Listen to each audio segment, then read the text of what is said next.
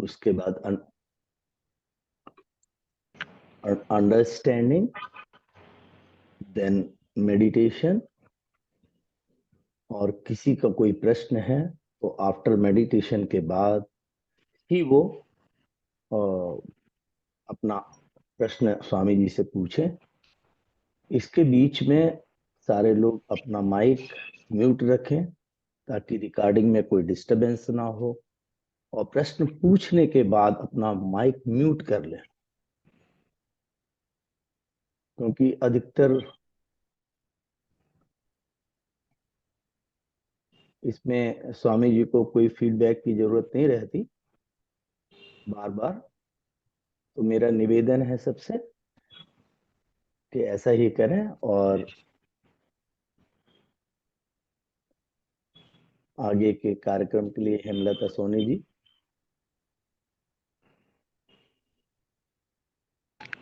हरिओम। आप सबका स्वागत है सैटरडे मॉर्निंग इस सेशन में, जहाँ हम गीता के सांख्य दर्शन की सिस्टमैटिक अंडरस्टैंडिंग की तरफ बढ़ रहे हैं। और उसी क्रम में हमारा आज का प्रश्न है कर्म फल की इच्छा किए बगैर किस तरह से कर्म करें। तो योगी श्री से निवेदन है कि इस विषय पर हमें कुछ ज्ञान का प्रकाश दें कि हम इसको कैसे बेटर अंडरस्टैंड कर सकें। योगी श्री। धन्यवाद। आप सभी का स्वागत है।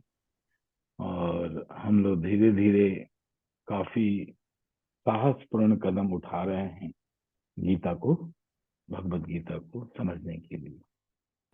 जैसा कि मैं पहले बता चुका हूं कि कई सारी इसकी व्याख्या है। कोई व्याख्या गीता की कर्म प्रधान है, कोई भक्ति प्रधान है, और किसी की व्याख्या में ज्ञान की प्रधानता है। और जब भी किसी महापुरुष ने इसकी व्याख्या दी है गीता की, उसे समसामयिक बनाने का प्रयास किया है कि अभी के वर्तमान परिस्थिति में इस गीता की व्याख्या किस आधार पर की जाए। तो कभी यह कर्म प्रधान हो गया, कभी ज्ञान प्रधान इसकी व्याख्या हो गई, और कभी भक्ति प्रधान व्याख्या हो गई। और हम जानते हैं कि इन तीनों का समन्वय ही ज्ञान के मार्ग पर ले जाता है, समन्वय करके हमें पूर्ण दृष्टि देता है। सांख्य के और भी सिद्धांतों में जहाँ पढ़े लिखे लोग हैं, जैसे देसराज जी हैं, और ऐसे जो दर्शन के ज्ञाता हैं, उनको समस्या हो सकती है मेरे साथ थोड़ी सी, क्योंकि मैं कपिल के सांख्य योग और भगवत गीता के सांख्य योग का, और तीसरा जो मेरा एस्पेक्ट है थेरेपेटिक योगा का, इन तीनों को का समन्वय करने की कोशिश कर रहा हूँ। और जिस आधार पे मैं व्याख्या कर रहा हूँ वह प्रैग्मेटिक है, प्रयोगात्मक है। और मुझे लगा कि अभी के समय में इस दृष्टि की और इस व्याख्या की आवश्यकता है, क्योंकि मैंने इस व्याख्या को किसी भी किताब में नहीं पढ़ा, कहीं पर भी यह ज्ञान मुझे मिला नहीं, और वर्तमान परिस्थिति में मुझे इसकी आवश्यकता महसूस हुई। इसलिए मैं इसे प्रयोगात्मक ढंग से और सांख्य की पूरी मर्यादा का पालन करते हुए ही मैं इसकी व्याख्या कर रहा हूँ। जहां पर थोड़ा बहुत अंतर आएगा उसे आप प्रश्न उठा सकते हैं और मैं उसे क्लियर कर सकता हूँ। तो आज हमारा कल्मिनेशन है, मतलब एक तरह से कर्मण्यवाधिकारस्ते, ये बहुत ही फेमस है, मतलब हर आदमी की जुबान पर है। हम कई बार ऐसा करते हैं कि आधे श्लोक को पढ़ते हैं, आधे नहीं पढ़ते, उसके कॉन्टेक्स्ट को नहीं समझते कि इसका अभिप्राय क्या है, इसके पीछे की बैकग्राउंड क्या है। तो एक बार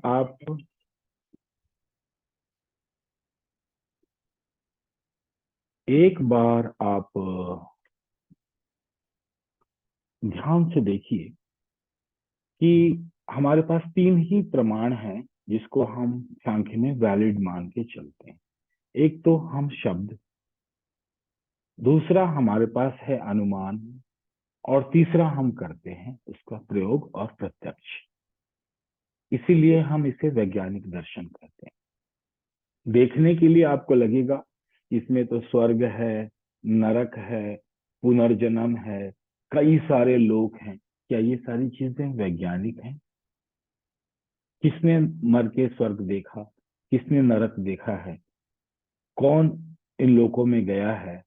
कौन मोक्ष को प्राप्त हुआ है? कौन जीवन मुक्ति को प्राप्त हुआ है? ये कहाँ का विज्ञान है? लेकिन धीरे धीरे चलिए मैं आपको बताऊंगा कि ये पूर्णतः विज्ञान है। इसमें विश्वास की, अंधविश्वास की कहीं कोई संभावना ही नहीं। इसीलिए हमने इस दर्शन को गणित की श्रेणी में रखा। इसे हम एक गणित भी कहते हैं। और मैथमेटिक्स कोई एजम्पशंस नहीं है, मैथमेटिक्स कोई विश्वास नहीं है। मैथमेटिक्स एक ऐसा सब्जेक्ट है, गणित, जो हर विषयों में पाया जाता है। इसीलिए सांख्य की व्यापकता हर दर्शन में। अब एक कॉमन सेंस को अप्लाई कीजिए, बहुत ही कॉमन सेंस, कि श्री कृष्ण अर्जुन को समझा रहे हैं। क्या वह ऐसा ज्ञान अर्जुन को देना चाहेंगे कि अर्जुन रणभूमि में हार जाएं, अर्जुन की पराजय हो जाए, अर्जुन की आकस्मिक मृत्यु हो जाए, या अर्जुन अपने अभिष्ट को प्राप्त न कर सकें और अपनी महत्ता को स्थापित न कर सकें? क्या यह इंटेंशन है श्री कृष्ण के अंदर कि नहीं है? इसको बड़े गौर से देखिएगा, सुनिएगा, समझिएगा। यही इंटेंशन ही हमारे प्रमाण बनता है शब्द का, श्री कृष्ण के वचनों का प्रमाण बनता है कि हम कैसे विश्वास कर लें गीता पर श्री कृष्ण के कहे हुए वचनों को, हम कैसे विश्वास करें। तो क्या आपको डाउट है, आपको शंका है कि श्री कृष्ण जो अर्जुन को ज्ञान दे रहे हैं उनके असफल होने के लिए दे रहे हैं या कि सफल होने के लिए दे रहे हैं? और अगर आपको पूर्ण विश्वास है कि श्री कृष्ण यह बात अर्जुन के जीवन के महत्व, उद्देश्य और जीवन में सफल होने के सूत्र दे रहे हैं, यही विश्वास आपके लिए प्रमाण बनेगा। फिर आप अनुमान लगाएंगे और फिर प्रयोग करके उस अनुमान का हम प्रत्यक्ष करते हैं। मैंने गलती से एक बार इंट्यूशन ला दिया था बीच में, लेकिन गणित में कोई इंट्यूशन नहीं होता। यहां से चांद की दूरी कितनी है, इंट्यूशन नहीं होना चाहिए ना। यहाँ पे एग्जैक्ट पता होना चाहिए, मिलीमीटर सेंटीमीटर की गैप तक। ये इसीलिए सांख्य हम एग्जैक्ट साइंस कहते हैं। थोड़ी सी समझ की जरूरत पड़ती है, जो मैं धीरे धीरे इसको खोलता जाऊंगा, हल्का हल्का, ताकि आप इसे डाइजेस्ट कर सके सारे परिप्रेक्ष्यों को, गणित की तरह भी, प्रेम की तरह भी, भक्ति की तरह, ज्ञान की तरह, कर्म की तरह। अभी यह कर्म प्रधान होने जा रही है। कर्म, एक्शन, मूवमेंट। तो पहली बात की शब्दों का प्रमाण। अगर आपको शक है कि श्री कृष्ण अर्जुन को असफल होने का सूत्र दे रहे हैं, तो गीता आपके लिए पढ़ने की कोई आवश्यकता ही नहीं है। अगर आपको विश्वास है कि श्री कृष्ण अर्जुन को सफल होने का सूत्र दे रहे हैं जीवन में की रणभूमि में कर्म करते हुए, तब गीता सार्थक है। तो इसको प्रमाण मानते हुए हम आगे चलते हैं।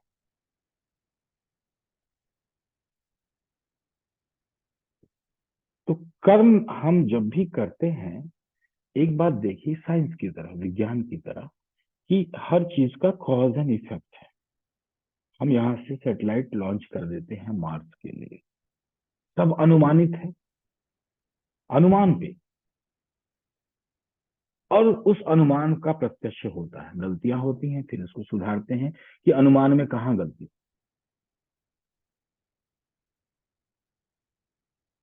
और उसका प्रत्यक्ष हमारे सामने आता है, और उसी प्रत्यक्ष के आधार पर हम विज्ञान को स्वीकार कर लेते हैं। वैसे ही यह दर्शन है। तो अगर हम किसी क्रिया को 100% करते हैं परफेक्ट रूप से, तो उसमें सफलता की संभावना भी 100% ही बनती है।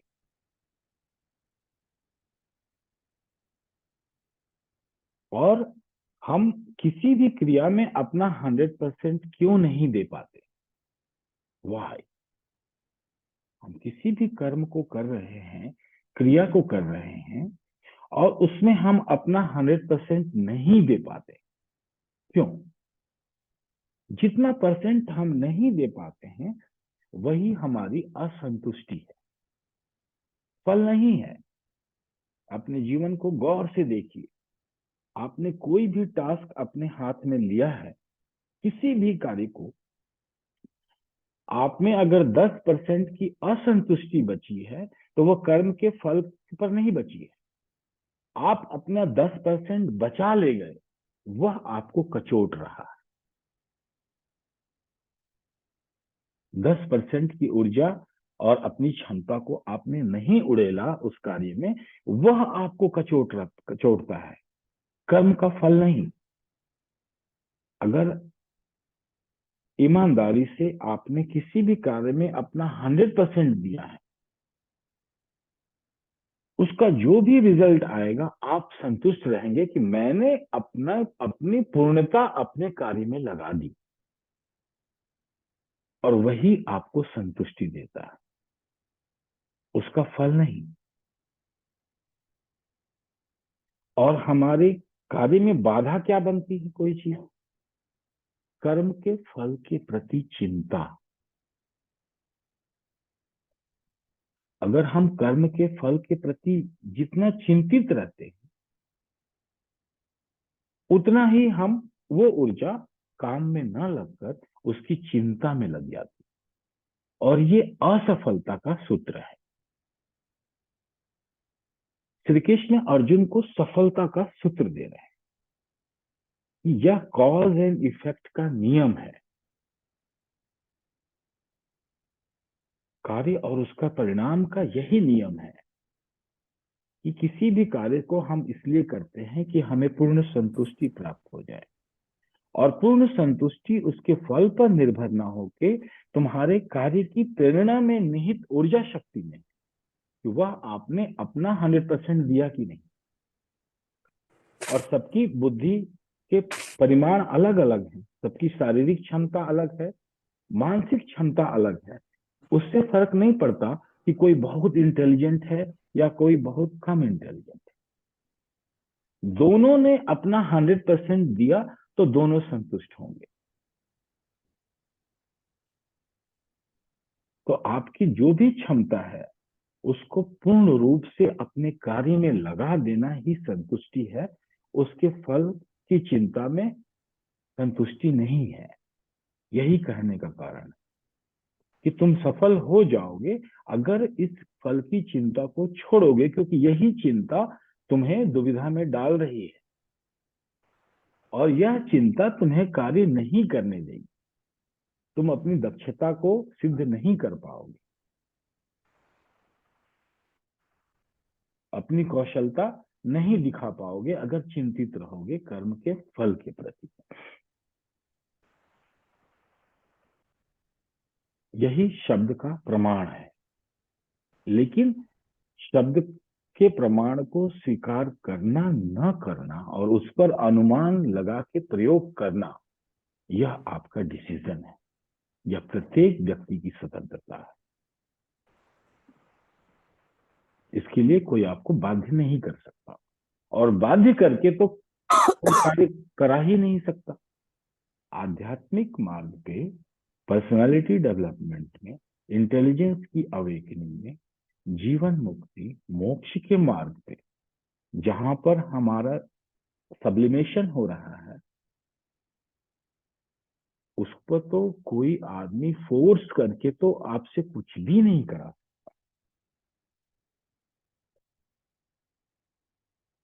क्योंकि फोर्स करके ज्यादा से ज्यादा हम शरीर को दास बना सकते हैं। मजबूत से मजबूत आदमी भी आप पर नियंत्रण करके सिर्फ आपके शरीर को ही दास बना सकता है, मन को नहीं बना सकता, चाहे वो कितना भी बड़ा बलवान हो। तो इसलिए स्वयं के विकास की प्रक्रिया में तो फोर्स चलता ही नहीं किसी दूसरे का। अनुशासन स्वयं का स्वयं के ऊपर ही चलता है, और किसी का अनुशासन किसी के ऊपर वर्क नहीं करता। पर्सनालिटी डेवलपमेंट या कैरेक्टर डेवलपमेंट में या अध्यात्म के जागरण में, महत्व की सिद्धि में पुरुष नहीं चलता। स्वयं का अनुशासन ही स्वयं के ऊपर कार्य करता है। और स्वयं का अनुशासन आप तभी कर सकते हैं जब आपको अपने से बाहर कहीं से एक प्रमाण चाहिए, एक वैलिडिटी चाहिए। चाहे आप उसको गीता को बना लो, बाइबल को बना लो, कुरान को बना लो, गुरु को बना लो, कोई भी किताब शास्त्र, किसी जगह को बना लो, किसी प्लेस को बना लो,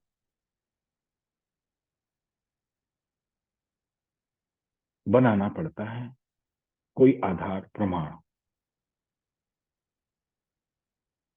और फिर अपने फैकल्टीज को ओपन करके आप लगाएंगे अनुमान। तो हमारा अनुमान ये है कि श्री कृष्ण अर्जुन को असफल होने का सूत्र नहीं दे रहे, सफल होने का सिद्धांत दे रहे हैं। ये मेरा अनुमान है और यही मेरा प्रमाण, इसी शब्द को मैं प्रमाण मान रहा हूं। और इसी प्रमाण के आधार पर मैं अपने माइंड को छोड़ रहा हूं कि वह मुझे दृष्टि दे, अनुसरण करे। अगर इसी पर शक है तो गीता व्यर्थ है, आपको पढ़ने की आवश्यकता ही नहीं।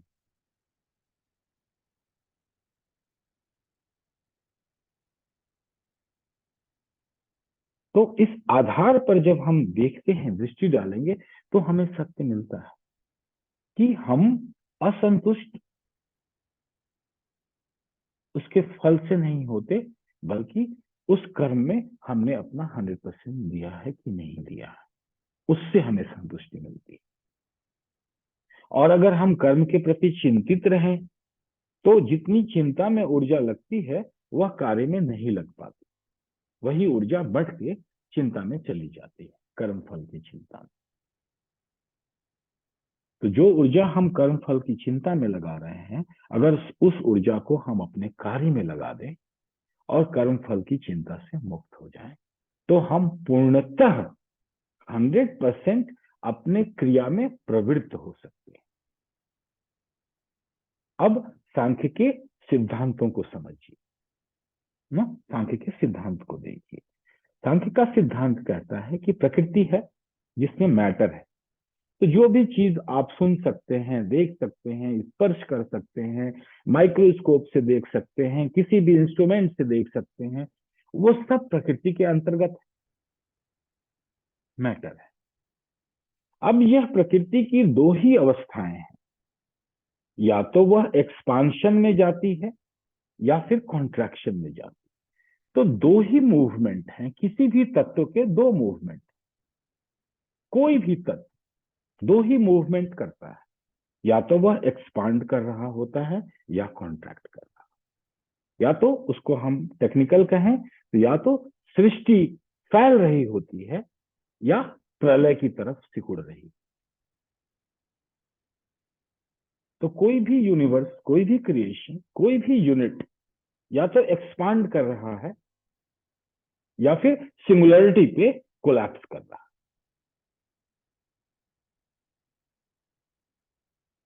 हमारा जीवन भी ऐसा ही है, अगर आप देखना चाहें तो।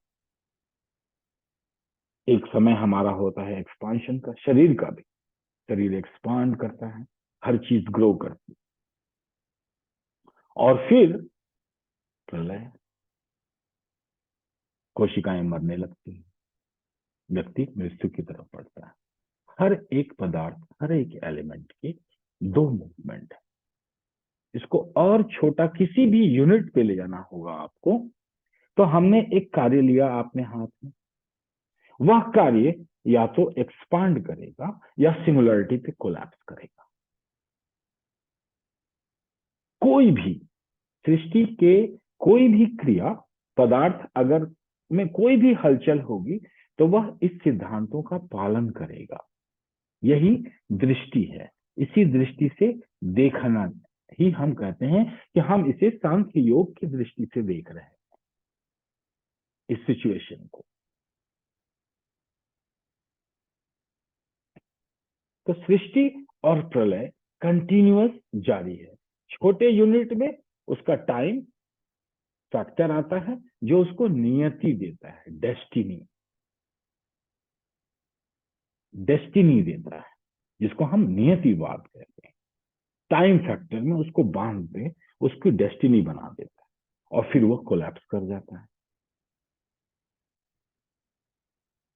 खत्म हो जाता है। लेकिन हम जानते हैं कि मृत्यु झूठ है, सिर्फ रूपांतरण होता है। एक फॉर्म दूसरे फॉर्म में ट्रांसफॉर्म होकर दूसरा यूनिट बन जाता है, फिर उस यूनिट पे वही सिद्धांत लागू होगा, एक्सपांशन एंड कॉन्ट्रैक्शन, सृष्टि और प्रलय का। यह प्रक्रिया अनवरत हर एक जगह पे चल रही। इस दृष्टि से आप अपने जीवन को देखिए, इस दृष्टि से आप श्लोक को पढ़िए। यह एक सिद्धांत की दृष्टि है, मूवमेंट की। अब सांख्य चूंकि पूर्णता है, तो वह किसी भी एलिमेंट की मूवमेंट, मतलब उसकी सृष्टि और विस्तार और उसका प्रलय, उसका अंत, दोनों बताता है। तो हमारे अंदर एक चीज है क्या? अहंकार, ईगो। इसी ईगो सिस्टम को लेकर ही हम जी रहे हैं, बाहर मूवमेंट करते हैं। जब भी कोई क्रिया होगी तो इस ईगो में एक्सपांशन होगा। अगर ईगो में एक्सपांशन नहीं होगा तो ईगो कोलैप्स करेगा अपनी सिंगुलरिटी पे, क्योंकि वह भी एक तत्व है।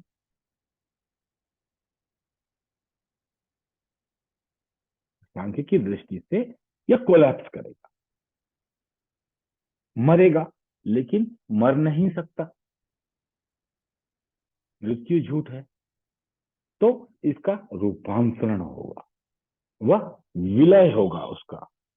तो किसी भी स्थूल का विलय उसके सूक्ष्म में होता है, जहां से वह निःसृत होता है, जहां से वह पैदा होता है।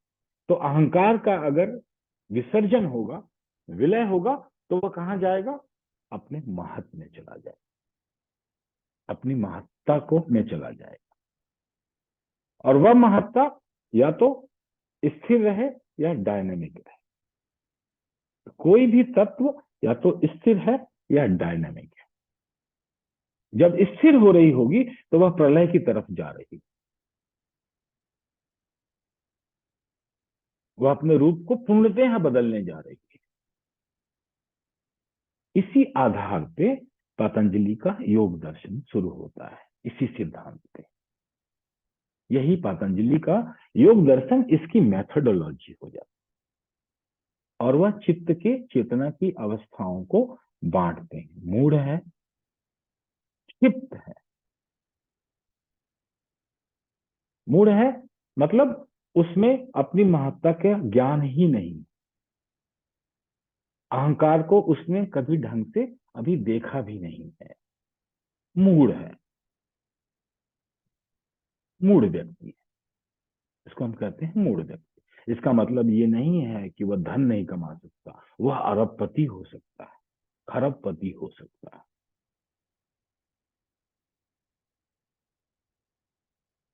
लेकिन मूढ़ता, सिर्फ हम यहीं पर हम मूढ़ता को रख देते हैं कि अहंकार उसका विलय की तरफ जा रहा है, कि नहीं, सब्लिमेशन होके महत्ता की तरफ जा रहा है कि नहीं, अपनी महानता को।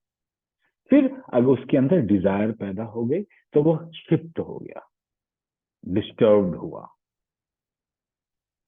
उद्वेलित हुआ, और उसका माइंड एक्सपांड करना शुरू हुआ, एक्सपांशन लेना शुरू हुआ, वो डिस्टर्ब हो गया, शिफ्ट हो गया।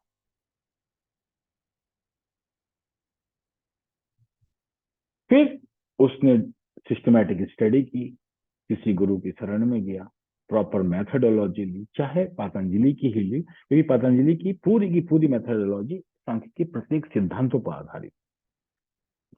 तो वह एकाग्र होने लगा, एक पॉइंट पर वह एकाग्र होने लगा, और फिर एकाग्रता निरुद्ध हो गया। वही ईगो डायनेमिक है तो एक्सपांशन करेगा, कोई भी चीज वाइब्रेट करेगी, डायनेमिक होगी तो एक्सपांड करेगी, नहीं तो वो कोलैप्स करेगी। तो उसका ईगो एकाग्र से निरुद्ध हो गया, निगेशन में आ गया। क्योंकि ये एनालिटिक है, मैथमेटिक्स है, पतंजलि का योग दर्शन भी उसी पर आधारित है। तो एनालिसिस की प्रक्रिया से ही हम इसको समझते हैं, और हमारी लैंग्वेज ऐसी ही रहती, भाषा ऐसी ही रहती, तो हम भाषा निगेटिव रहेगी। तो वह निरुद्ध हुआ, रुक गया, और जैसे ही वह रुका, प्रलय हुआ, तो तदा द्रष्टुम स्वरूपे अवस्थान योगश्चित्त वृत्ति निरोधा। बस यही 2 सेंटेंस है, इसकी मेथोडोलॉजी है। इसी प्रमाण पे, इन्हीं शब्दों के प्रमाण पर पतंजलि की मेथोडोलॉजी, तदा द्रष्टुम स्वरूपे अवस्थानम, सिर्फ दृष्टि मात्र से, इसी दृष्टि से, सिर्फ देखने मात्र से व्यक्ति अपने ही स्वयं की अवस्था में स्थापित हो गया, अपने वास्तविक स्वरूप को देखने लगा, जानने लगा। तो यह दर्शन है, यह दृष्टि है। यहां सिर्फ दृष्टि का जागरण होता है, दृष्टि को स्थिर रखा जाता है। दृष्टि की ही साधना होती है कि आप किसी चीज को देख रहे हैं तो आप किस दृष्टि से देख रहे हैं, यही दृष्टि सृष्टि बन जाती है। यही दृष्टि ही सृष्टि है। तो जैसी दृष्टि होगी वैसे ही आपसे सृष्टि होगी, वैसे ही आप रचना करेंगे, वह आपके दृष्टि पर आधारित। तो जब हम सांख्य योग की बात करते हैं तो हम सिर्फ अपनी दृष्टि को साध रहे हैं, कुछ नहीं कर रहे, सिर्फ अपनी दृष्टि साध रहे हैं। मैं एक फूल को देख रहा हूं, कैसे देख रहा हूं, किस दृष्टि से देख रहा हूं, वही फूल का प्रत्युत्तर होगा आपके प्रति।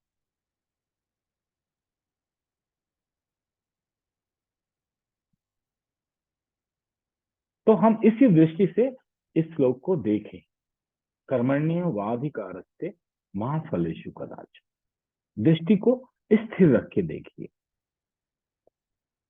शब्द का प्रमाण लीजिए। अगर शक है तो गीता मत पढ़िए, कोई तुक नहीं, प्रमाण है तब वह दृष्टि आपको ज्ञान देगी। शब्द का प्रमाण लेने के बाद दृष्टि स्थिर करके देखेंगे, तब हमें लगेगा कि नहीं, इंटेंशन श्री कृष्ण का पूरी गीता में उनका इंटेंशन तो यही है कि अर्जुन जाग जाए, सत्य की स्थापना हो, वह अपनी महत्ता को जाने। गीता अद्भुत पुस्तक है। यहां आपको दृष्टि इतनी स्थिर रखनी होगी कि एक घटना को देखकर आप अपने जीवन का महत्व निकाल सके। यहां घटना 2 व्यक्तियों के बीच में घट रही है, और उस पर दृष्टि रख के आप अपने जीवन की अर्थवत्ता को स्थापित करने जा रहे हैं, उसको जानने जा रहे हैं। यह संवाद श्री कृष्ण और अर्जुन के बीच में, यह संवाद श्री कृष्ण और पूरे व्यक्तियों के, पूरा दोनों सेनाओं के बीच में नहीं है। बिल्कुल तटस्थ होकर एक वैज्ञानिक की तरह सांख्य के सिद्धांतों को रखकर देखेंगे तो बिल्कुल मैथमेटिक्स की तरह यह एग्जैक्टली क्लियर होता है। 2 + 2 4। दोनों सेनाओं के बीच में लाकर, न इधर न उधर, न कौरव की तरफ न पांडवों की तरफ, एग्जैक्टली मिडिल में खड़ा करके दो व्यक्तियों का संवाद हो रहा है जीवन की क्रिटिकल पॉइंट पे। उसको देखकर तदा द्रष्टुम स्वरूपे अवस्थानम,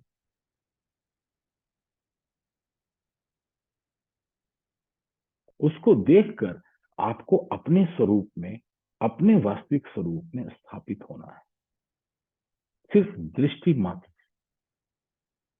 तो योग को हम कई तरीके से समझते हैं। एक हमारा शरीर का विज्ञान है, घुटने में दर्द है, कमर में दर्द है, डाइजेस्टिव सिस्टम सही नहीं है, मेटाबॉलिज्म सही नहीं, वो शरीर का विज्ञान है। थोड़ा सा हम और आगे बढ़ते हैं तो हम मन को भी समझने लगते हैं, और मन से समझने से पहले हमारा योग हमारे प्राण को ले आता है। तो हम एक शरीर का विज्ञान, फिर शरीर के पीछे ऊर्जा लगती है। कोई भी चीज मूव करेगी तो बिना ऊर्जा के मूव नहीं कर सकती, तो हम ऊर्जा के विज्ञान में चले जाते हैं।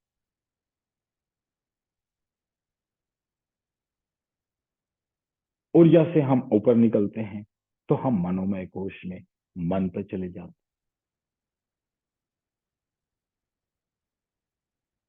फिर उसके भी ऊपर उठेंगे तो हमारे पास कुछ नहीं बचता सिवाय दर्शन के, सिवाय दृष्टि के और चेतना। तो दृष्टि और चेतना एकदम जुड़े हुए हैं, जैसे शरीर और मन, शरीर और ऊर्जा, ऊर्जा और प्राण और मन। तो यह एकदम बारीक पॉइंट है। जब आप दृष्टि पर ध्यान रखते हैं, दृष्टि पर आप जागरूकता रखते हैं, दृष्टि पर दृष्टि रखते हैं, तब आप चेतना के एकदम करीब।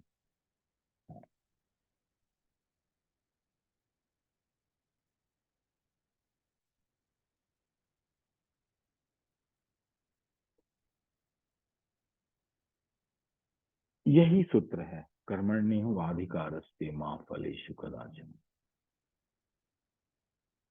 कि असफल होना में गौर से देखिए। असफल हम तब हुए, या असफलता का मतलब यहाँ असंतुष्टि से है। संतुष्टि ही सफलता है जीवन की, और असंतुष्टि ही विफलता है जीवन की।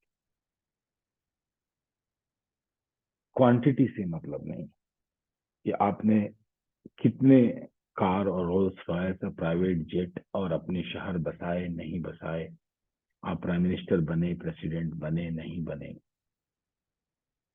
यहाँ सफलता और असफलता का एक ही मापदंड है, आपकी आत्यंतिक संतुष्टि जीवन से या असंतुष्टि। फल क्या होगा उस पर नहीं है निर्भर। ये मैनेजमेंट नहीं है जहां आप जो टारगेट लिए उसको कर देना, ये केन प्रकार उसको सक्सेस करना। यहाँ पर हमारी सफलता असफलता का मापदंड यही संतुष्टि या असंतुष्टि है। तो जीवन को जब आप इस दृष्टि से देखेंगे तो जो भी असंतुष्टि है वह उसके फल से नहीं, वह उससे है कि आपके अंदर क्षमता थी, आपके अंदर क्रिएटिव पावर था, आपने होल्ड कर लिया, नहीं लगाया। आप किसी व्यक्ति को प्रेम कर सकते थे, कर सकते हैं, क्षमता है आपके अंदर, लेकिन आप कर नहीं रहे। तो जितना आप बचाएंगे वो आपकी असंतुष्टि है जीवन की, और वह ऊर्जा गांठ बनेगी और फिर साइकोसोमैटिक बीमारियां पैदा कर। मैं थेरेपेटिक मॉडल भी लेके चल रहा हूं, उसमें मैं सांख्य दर्शन में थोड़ा सा मैंने अंतर किया है। जिससे देशराज भी परेशान है कि आप, मैं पूरे सांख्य की मर्यादा में रहूंगा, दर्शन की, जब तक दूसरा अध्याय चलेगा मैं इसकी मर्यादा को भंग नहीं करूंगा। हाँ, जो मैंने थेरेपेटिक मॉडल दिया है, तो मैंने आपसे पहले ही कहा था कि सारी की सारी फिलोसफी जो भी हम नया बनाते हैं, इसी सांख्य में थोड़ा सा परिवर्तन करते हैं एक्सप्लेन करने के लिए। तो मैंने इसमें थोड़ा सा परिवर्तन किया, सिर्फ कि हम बीमारियों का, किसी भी बीमारी का, शरीर का हो, मन का हो, जेनेटिक हो, कोई भी बीमारी हो, हम उसको डायग्नोस करते हैं, और एक विज्ञान की तरह, इंट्यूशन नहीं, नो इंट्यूशन। तो मैंने इसकी सांख्य दर्शन में थोड़ा सा चेंज किया, उसको मैं किसी ब्लॉग में एक्सप्लेन कर दूंगा, पूरा तो नहीं कर पाऊंगा, थोड़ा सा लेमैन के लिए कर दूंगा, ताकि आपको परेशानी ना हो और आप इसको एकेडमिक नॉलेज में मेरी बात को रख सकें। इसलिए परेशान मत होइएगा अगर थोड़ा सा अंतर आता है, तो उसके एक्सप्लेनेशन मेरे पास है। मुझे करना पड़ा क्योंकि कैलकुलेशन करने के लिए थोड़ा सा चेंजेस लाने जरूरी थे, डायग्नोसिस करने के लिए, वैज्ञानिक रूप में स्थापित करने के लिए। लेकिन अभी हम यहाँ हैं, यहाँ पर परमार्थ और स्वार्थ दोनों एक साथ है। यहाँ स्वार्थ का मतलब है कि स्व की अर्थवत्ता से,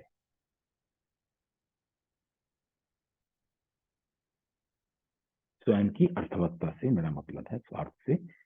और महत्व को स्थापित करना प्रत्येक व्यक्ति का स्वार्थ होता है।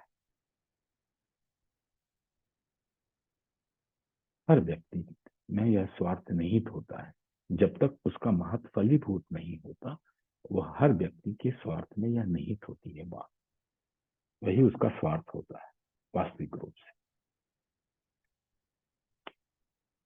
तो यहाँ अर्जुन का स्वार्थ भी सदे और परमार्थ भी सदे। तो श्री कृष्ण उन्हें असफल होने का सूत्र न देकर, देखने में लगता है कि ये क्या है, ये तो अंधभक्ति है, ये अंधभक्ति नहीं है, ये प्योर साइंस है, संतुष्टि और असंतुष्टि का। हम कृष्ण की किसी भी बात को प्रमाण मानते हैं, लेकिन हम अनुमान और प्रत्यक्ष करने के लिए अग्रसर होते हैं। सिर्फ शब्द को मान के बैठ जाएंगे तो अंधविश्वास, लेकिन जब हम उसको अपने रैशनल माइंड से अनुमानित करके प्रयोग कर रहे हैं, तब नहीं, तब तो यह विज्ञान बन जाता है।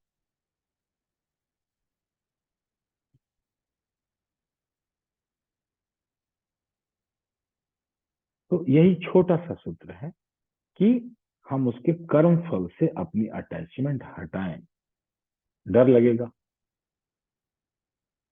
नहीं, जब हम, तो हम ये नहीं कह रहे हैं कि आप कैलकुलेशन नहीं करेंगे, आप अनुमान नहीं लगाएंगे, लेकिन जो आप ऊर्जा डालेंगे उससे आप अपना एक रेखा चित्र सफलता का नहीं बनाकर, संतुष्टि और असंतुष्टि का सूत्र अपने अंदर रखकर, अगर इस युद्ध में अर्जुन अपने आप को पूरी तरह से डालते हैं और मर भी जाते हैं, तो भी संतुष्ट मरेंगे। और यहां से भागकर समाधि लगाकर बैठकर प्राण छोड़ेंगे तो भी असंतुष्ट रहेंगे, क्योंकि वह उनकी स्वभाव के विपरीत होगा, उनके धर्म के विपरीत होगा। यहाँ ज्ञान सिर्फ एक क्षत्रिय को दिया जा रहा है, लेकिन प्रत्येक व्यक्ति अपने दृष्टि को साध कर अपने लिए उसे देख सकता है, अपने लिए समझ सकता है। तो मैं इसे और ज्यादा गहरे नहीं करके यहीं पर इसको विराम दूंगा, और हम मेडिटेशन में इसको देखेंगे, इस चीज को देखेंगे, दृष्टि पर ध्यान करें। सिद्धांत को रखकर दृष्टि पर जब ध्यान करते हैं तो क्या होता है, माइंड को एक पैटर्न मिलता है। इसी माइंड के पैटर्न को हम मति कहते हैं, मति। तो तुलसीदास जी कहते हैं, जाके प्रभु दारुण दुख दीन्हा, ताकर मति पहले हर लीन्हा। अगर प्रभु किसी को दुखी करना चाहते हैं या दुख देना चाहते हैं, तो पहला काम ये करते हैं कि उसकी मति हटा लो, उसकी मति को नष्ट कर दो। तो यही मति है, प्योर इंटेलिजेंस नहीं है, आर्टिफिशियल है, लेकिन हमें इसकी आवश्यकता है। मति जो एक दृष्टि को रखने से माइंड को एक दिशा मिलती है फंक्शन करने के लिए, सोचने के लिए। सोच विचार को एक कसौटी मिलती है कि यह विचार सार्थक है, निरर्थक, इस पैटर्न पे सोचूं न सोचूं। तो वैचारिक क्षमता का उदय होता है सिर्फ एक दृष्टि को रखने से। वैचारिक क्षमता विचार करने की प्रक्रिया नहीं, ये दो अलग अलग है। एक तो प्रोसेस अपने आप ऑटोमेटिक चल रही है, और एक क्षमता पैदा हो रही है, capacity to think, thinking capacity at any point, वैचारिक क्षमता। और यही हमें मति प्रदान करता है। तो हम जब भी कुछ सोचते हैं, प्रत्येक व्यक्ति जब भी कुछ सोच रहा है, तो वो अपने मति पर ही सोचता है, उसका पैटर्न नहीं बदलता। सोचने का पैटर्न नहीं बदलता है, सोचने का पैटर्न वही रहता है। तो अगर इस पैटर्न से आपको मुक्ति चाहिए, जो कि एक कारण है दुख का, ये सोचने का पैटर्न ही दुख का कारण है, अगर इससे मुक्ति चाहिए तो आपको दृष्टि की साधना करनी पड़ती है, दृष्टि पर दृष्टि रखनी पड़ती है। सिद्धांत को रखकर वहां पर स्थिर होकर, सिर्फ दृष्टि को स्थिर होकर देखना होता है, तब मति बदलती है। और मति के बदलने से फिर सुख या दुख। तो यहां मति के बदलने की बात हो रही। अर्जुन जिस पैटर्न पे सोच रहे हैं वह पैटर्न सही नहीं है। उस पैटर्न को हटाने के लिए एक ही तरीका है कि इस बात को समझो कि कर्म फल की इच्छा में अपनी ऊर्जा को नष्ट न करके अपने कर्म में 100% डालोगे तो सफलता स्वाभाविक है। यह प्रकृति के नियमों के अधीन आ जाए।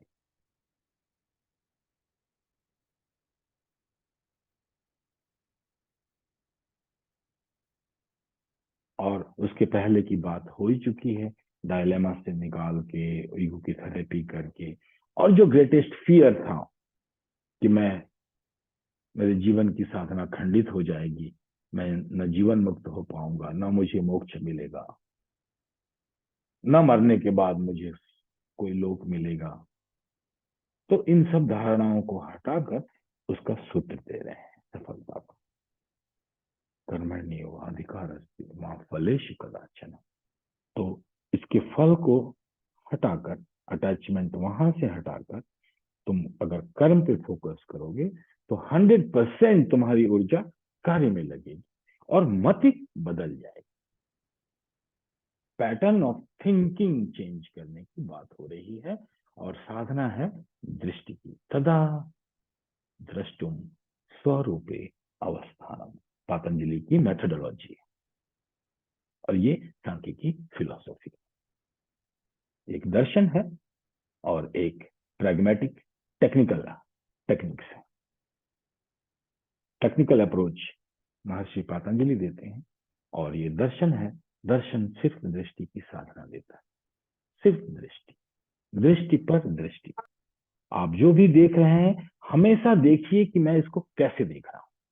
24 घंटे 24 आवर्स कहीं भी आपकी दृष्टि पड़ी तो आपको सिर्फ इतनी ही सजगता रखनी होती है कि मैं दृष्टि कैसे देख रहा हूं। तभी जब चेतना पे आएगी बात, तब दृष्टि बिल्कुल बदली हुई होनी चाहिए, क्योंकि चेतना कई गुना लौटा देती। अगर प्रेम से देखेंगे तो प्रेम लौटा देगी, क्रोध से देखेंगे तो क्रोध ही लौटा देगी, ज्ञान से देखेंगे तो ज्ञान ही लौटा देती, कई गुना। और यही सारे ज्ञान का सूत्र है। अगर प्रेम से देखा तो प्रकृति आपके लिए माया नहीं है, वह अपना रहस्य खोल देगी।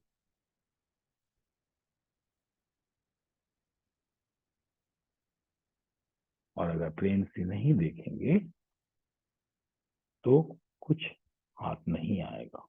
अगर किसी व्यक्ति के हृदय की बात जानना चाहते हैं तो मारपीट के भी उगलवाया जा सकता है, लेकिन अगर प्रेम से उस व्यक्ति ने बताया तो उसकी बात ही अलग हो।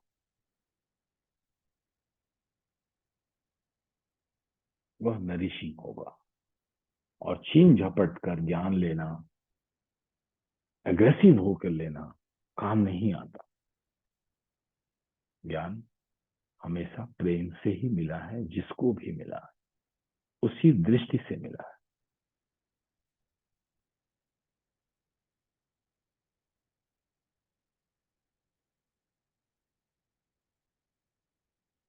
यह एक तरह से समन्वय है, दो चार सिद्धांतों को मिलाकर। और सांख्य की अपनी ओरिजिनल दृष्टि जैसी है वैसी तो है ही।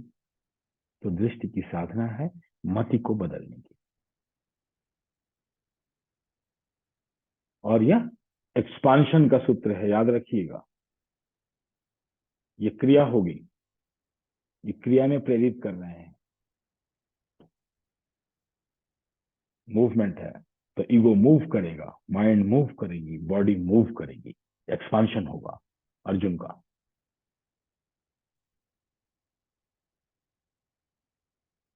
यह कॉन्ट्रैक्शन का सूत्र नहीं है। प्रलय नहीं हो रहा, विलीन नहीं हो रहा, एक्सपांशन हो रहा। लेकिन जब इस तरह से हम एक्सपांशन करते हैं तो एक विलय की प्रक्रिया भी अंदर शुरू होती है। हम मति से चेतना की तरफ जा रहे होते हैं। यही सांख्य की खूबी है कि ये एक साथ दोनों दिशाओं में गमन करता है। यही, और इसलिए ये थोड़ा जटिल भी हो जाता है। एक तरफा हो तो बड़ा आसान है, बुद्ध को समझना बहुत आसान। जीवन दुख है, दुख का कारण है और उसका उपाय है। एक तरफा है। श्री कृष्ण को समझना उतना आसान नहीं है, क्योंकि इसमें दोनों निहित है। इनका एरो हमेशा डबल एरोड है। श्री कृष्ण की बात हमेशा दोनों तरफ चल रही होती है, एक चेतना की तरफ, एक पदार्थ की तरफ। दोनों एक साथ मिलते हैं, योग और भोग, चेतना और पदार्थ। तो सांख्य थोड़ा जटिल है, चैलेंजिंग है, लेकिन इसको समझना और इसमें ऊर्जा डालना अत्यंत सार्थक है।